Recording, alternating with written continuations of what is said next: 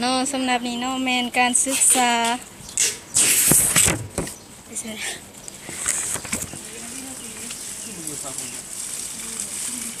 การสร้างเครื่องกำเนิดกระแสไฟฟ้า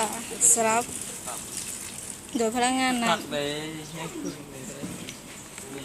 บอกจะอยู่ฝั่งบนนั้นอยู่ฝั่งบนนั้นก็ใช่ดิจะหักคนไหนจะนัด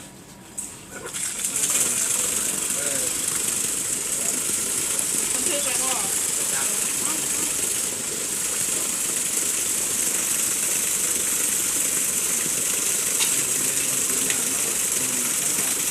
็แมน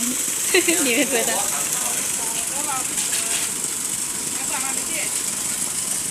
สำหรับกรุงฮันเท่านี้แมนเฮ็ดรวยพอย่างพอ PVC เนาะ จะ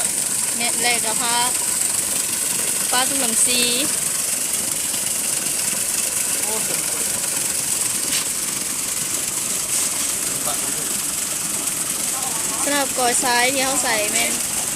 2,000ห่อซื้อเขาเขียนเอง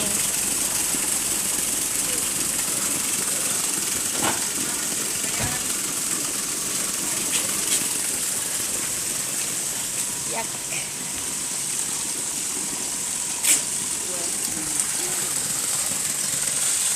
คุณฮอตต้น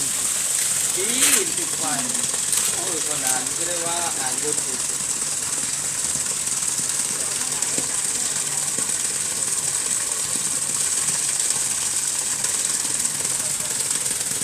การรวมถึงของแห้งดัง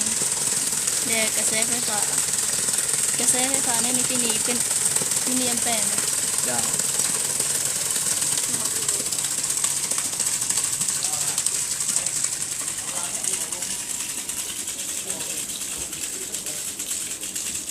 ซึ่งดำเนินงานจากนักศึกษาภาคฟิสิกส์ศาสตร์